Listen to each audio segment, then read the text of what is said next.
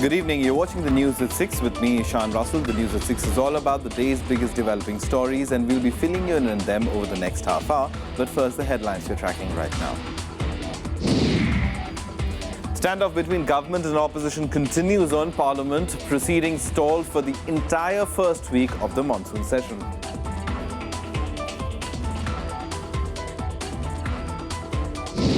The Supreme Court pulls up the CBI on the Vyapam scam, asks when will it take over the investigation and appoint prosecutors to conduct the trial.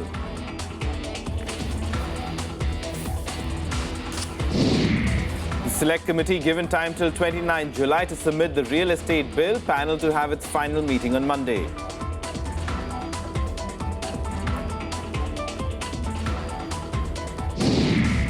And another shooting incident in the US. Gunmen opened fire inside a movie theater in Louisiana, kills 2 people, injures many before taking his own life.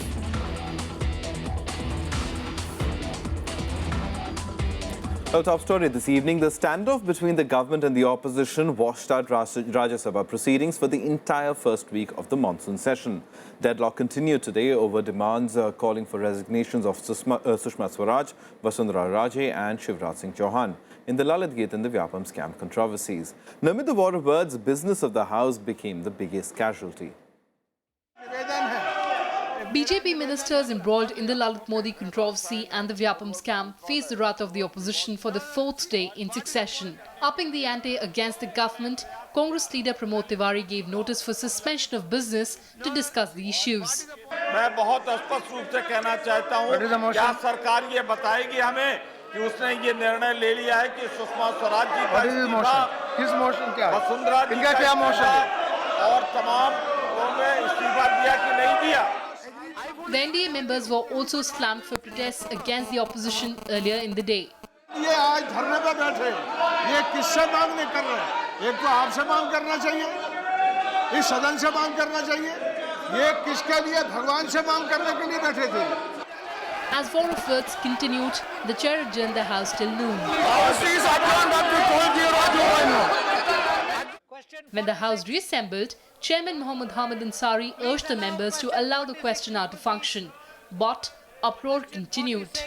Honorable members, please. Sir.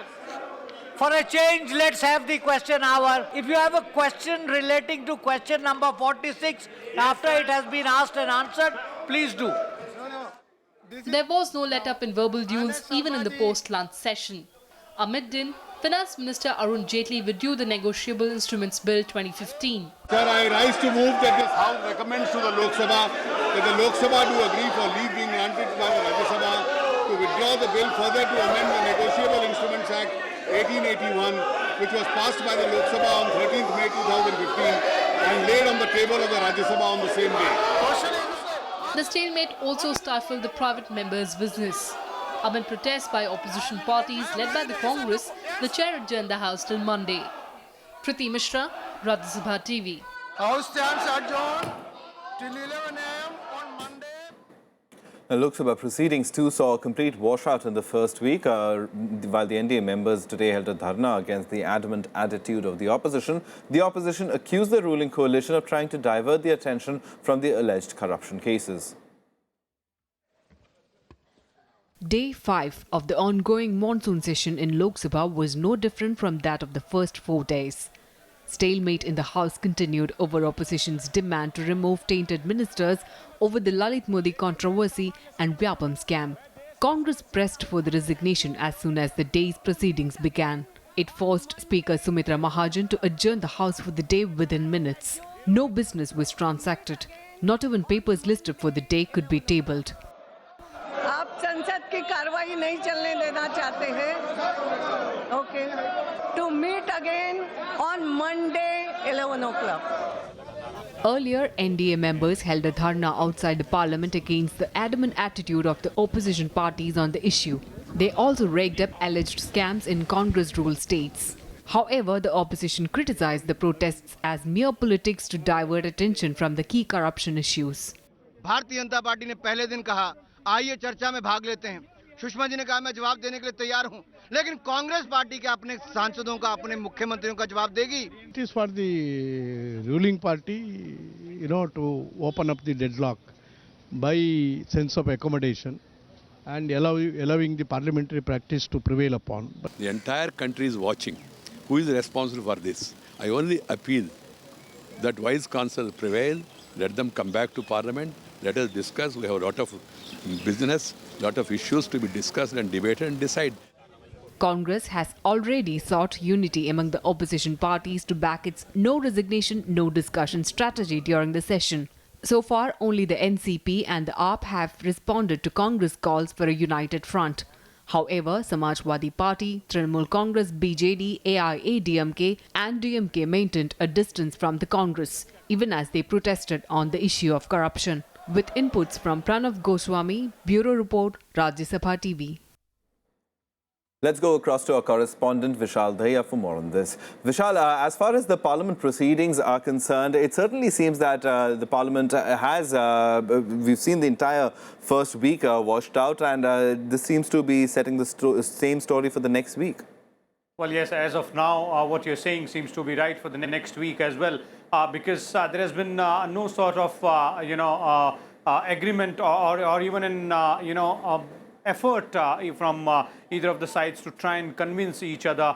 Both sides, that the government and the main opposition party, Congress, are pretty much adamant on their respective stands, while the Congress is saying that there can be no house without resignations being, offered or taken from three leaders of the BJP, specifically the External Affairs Minister and the two Chief Ministers, that's in Rajasthan and Madhya Pradesh.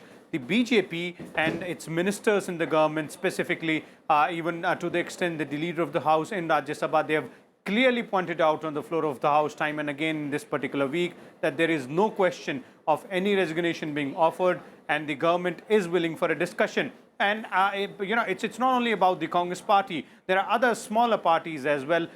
Specifically, if you look at, the left front, they've been quite vocal about, their support to the Congress. But then there are some voices, differing voices in the opposition ranks as well. That doesn't seem to be helping the government as of now, because, the major bloc of the opposition parties seems to be pretty much, ensconced in their particular set of demands, specifically resignation. So obviously, first week has gone. There has been no, effective business which has been transacted in either of the houses. And similarly seems to be the case in the second week is as well, until and unless there are some back channel talks which can break the ice between both sides and find out some middle path to ensure that the proceedings are run smoothly in both houses, and both stands, the stands of the both sides can also be taken care of. All right, we've seen the first week of Parliament, Vishal. Now, as far as the leaders on both sides are concerned, how did they come across? We've seen Rahul Gandhi leading a rejuvenated, recharged Congress. And on the other hand, we've seen the government being defended in the upper house by Mr. Arun Jaitley, and in the lower house as well by various other ministers. The Prime Minister, of course, hasn't spoken. And this is also giving more fuel to the fire as far as the opposition is concerned, isn't it?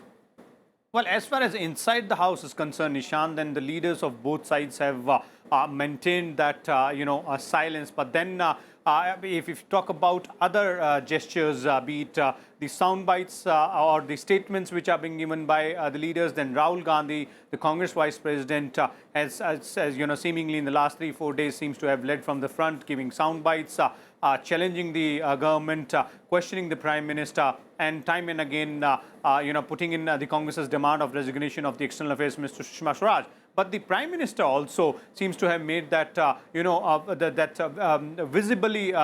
visible effort of trying and reaching out to the opposition benches. And that was, visible on the first day in Lok Sabha when he went down to the opposition side and greeted the opposition members, specifically the Congress President and the Samajwadi Party leader Mulayam Singh Yadav.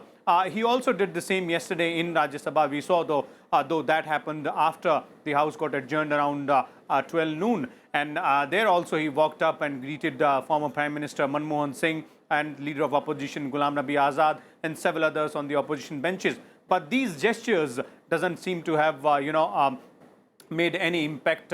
And there was another effort which was made by the leader of the House in Rajya Sabha yesterday, Arun Jaitley, who convened an all-party meeting, but that was a non-starter because the Congress members, refused to attend it. So obviously, some sort of effort is being made by the government, but then it seems they will have to step up their effort. And also, if you look at if the priority is to run the House, then the opposition, specifically the Congress, might also have to rework its strategy. If not in the first a few days of the next week, then at least by the end the next week comes to an end. All right, let's see how Parliament functions next week. Will it be a washout? We'll have to wait and watch on that one. Vishal Deha, of course, will be keeping a track of that story for us. Thanks very much for this update, Vishal. Now, the Select Committee looking into the real estate bill has been given more time to submit its report. A motion extending the deadline was approved by Rajya Sabha on Friday. The Rajya Sabha extended the deadline for the Select panel examining the Real Estate Regulation and Development Bill. It will now submit its report on 29 July. Chairman of the committee, Anil Madhav Dave, moved the motion seeking extension. Few members from opposition parties have sought more time to go through the report at the last meeting of the panel. The panel is likely to have the final meeting on Monday. 99% काम हो गया है, कुछ language में परिवर्तन है, उसके लिए आधा एक घंटा बैठने की आवश्यकता थी। मैं चाहता हूं कि हम अच्छा से अच्छा बिल संसद के सामने ले जाएं, जिसके अंदर बाद में बहुत कम करेक्शन करने की आवश्यकता हो। The bill seeks to establish the Real Estate Regulatory Authority for regulation and promotion of the real estate sector and to ensure sale of plot, apartment or building in an efficient and transparent manner. It also seeks to protect the interest of consumers by making it mandatory for the developers to maintain 70% of the amount collected from buyers for a project in a separate bank account and use it only for construction of that project. It also seeks to establish state-level tribunals called Real Estate Appellate Tribunals. हमें एक स्वस्थ real estate, स्वस्थ housing industry का वातावरण चाहिए, जिसके अंदर पैसा भी हो, जिसमें बिल्डर्स भी सुखी हों, जिसके अंदर कंज्यूमर सेटिस्फाइड हों, उन्हें अच्छा से अच्छा प्रोडक्ट मिले। The bill was referred by Rajya Sabha to a select committee on May 6 for its examination. It was asked to submit its report by Friday. That's the last day of the first week of the monsoon session.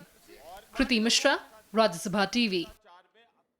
Now, the CBI got a rap from the Supreme Court today on its probe into the Vyapam scam. The court has asked the CBI to inform it within a week the specific time frame by which it will take over the entire investigation. It also asked when the agency will appoint prosecutors to conduct trial in the Vyapam scam cases.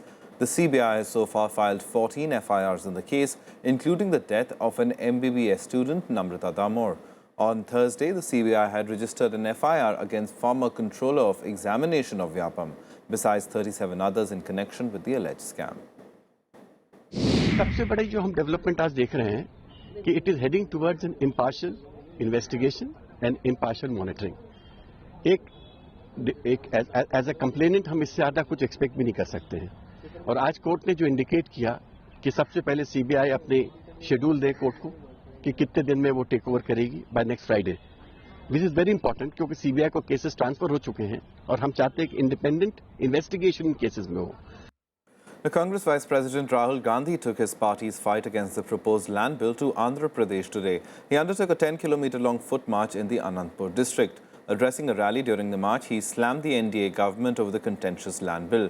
He said that the government will not be allowed to take land away from the farmers. He also charged that the Prime Minister did not want to accord special status to Andhra Pradesh. Rahul said that the Congress is fully committed to the special status for Andhra Pradesh and the Polvaram project. The bill that we put through Parliament was that farmers should be asked their permission before the land is taken away from them. The bill ensures politicians and their big businessmen friends could not just go and take land away from farmers. The Congress party took a stand in Parliament and we decided that we are not going to let the Prime Minister take the land of India's farmers that easily. Time for us to take a very quick break right now. Coming up on the other side, Food Safety Regulator submits its draft report on proposed quality and safety norms to regulate food and health supplements. More on that on the other side.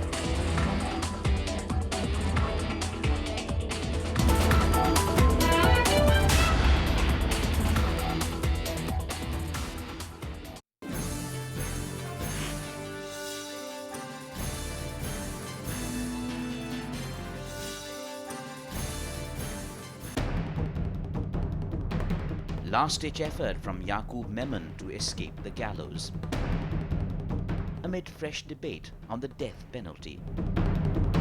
Will this Bombay Blast's convict hanged? Will justice be served?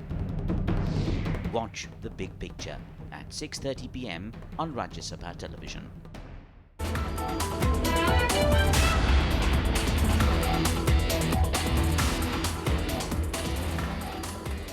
Welcome back. You're watching the news at 6. Now, food safety regulator FSSAI has today submitted a draft of its proposed quality and safety norms to regulate food and health supplements.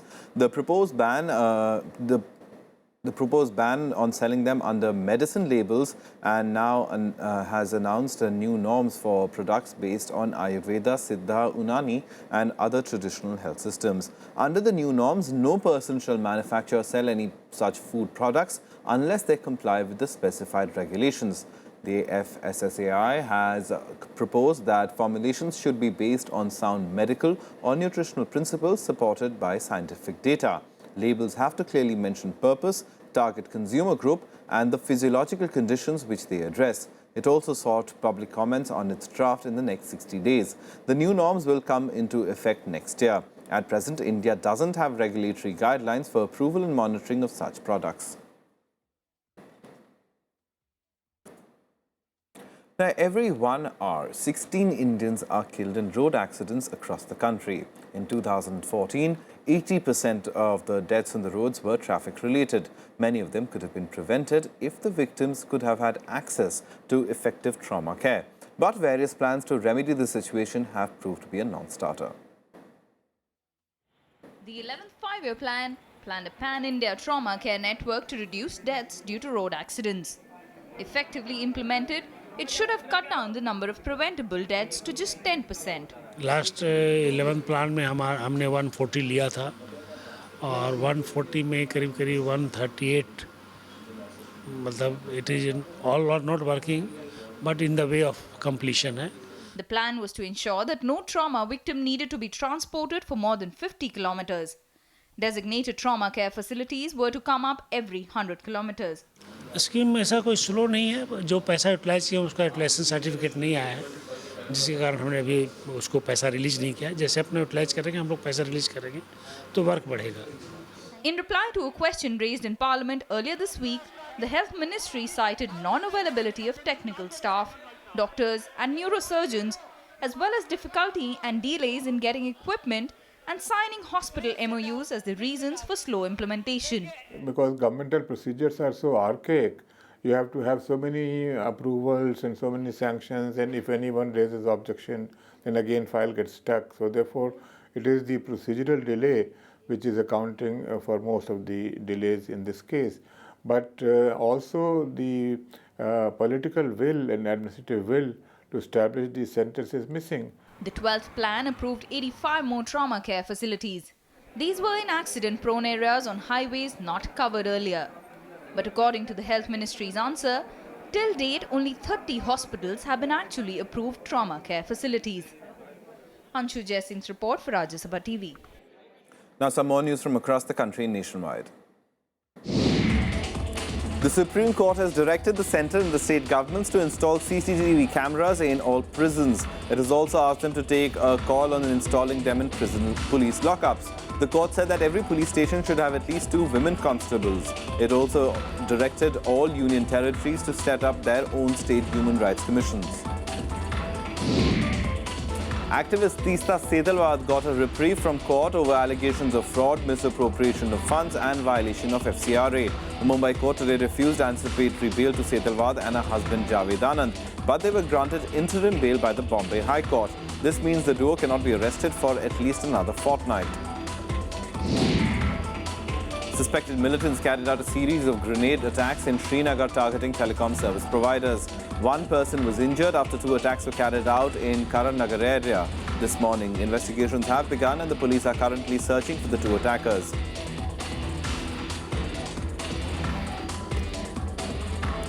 Time for some international news now, and in a shocking incident in the United States, a lone gunman opened fire inside a movie theater in Louisiana before killing himself on Thursday night. Police officials are investigating the motive behind the killings, even as President Barack Obama admitted that the failure to pass gun safety laws is the greatest frustration of his presidency. Another gruesome incident of gun violence in the US. A 58-year-old gunman opened fire on Thursday inside a crowded movie theater in Lafayette in Louisiana. 2 people were killed and 7 others were injured before he took his own life. We are a resilient community. We ask people for their thoughts, for their prayers. Let us shower these families with love. Police officials identified the gunman, although they offered no immediate motive for the killings. Investigators are now searching his home as they piece together evidences. Just hours before the shooting, in an interview to BBC, US President Barack Obama expressed his distress on his failure to pass common-sense gun safety laws even in the face of repeated mass killings. Just 18 months left in power, Obama has pushed stronger for stricter gun control laws throughout his presidency. A lot of experts are on the scene right now. The right people are here.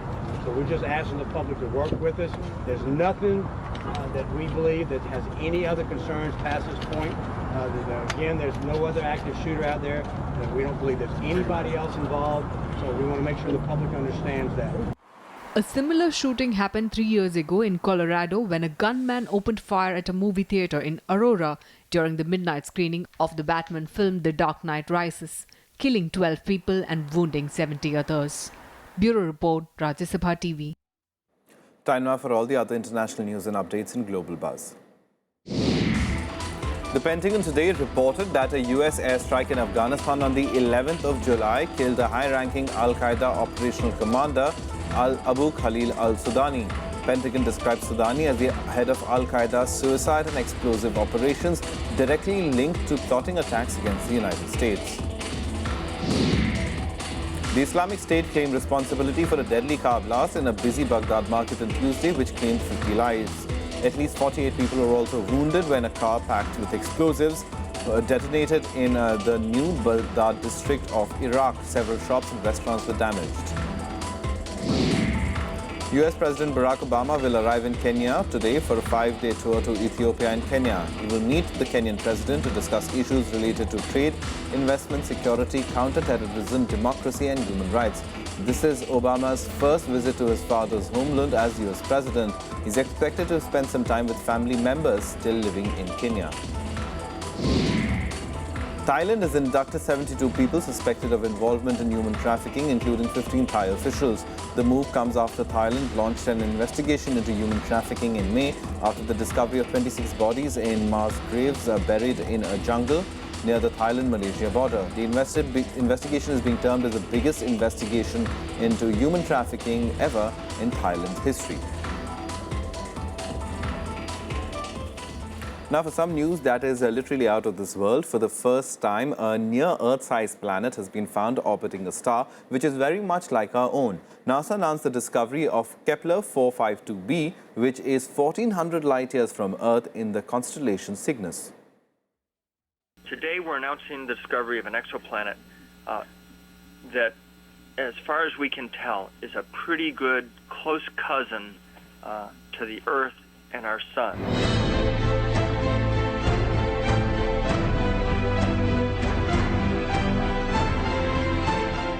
In its closest search for life outside Earth's solar system, NASA's Kepler Space Telescope discovered a planet with the closest resemblance to Earth that has never been observed. The newly discovered planet, called Kepler 452b, is the smallest to date found orbiting in the habitable zone of the distant star and has similar characteristics to our planet, but is 1400 light-years ahead of us. It would likely have a mass about 5 times that of Earth and a surface gravity about twice that of Earth. So you and I would weigh twice as much as we do now, but only until we walked around for a few weeks and lost some serious pounds. We'd also expect the atmosphere to be thicker and have more cloud cover, and this planet would likely still have very active volcanoes. While it's not a planet where people can live on as yet, Kepler 452b is first official Earth-like planet fueling the drive to spot more habitable planet elsewhere in the galaxy. Liftoff of the Delta II rocket with Kepler on a search for planets in some way like our own. Bureau Report, Rajya Sabha TV.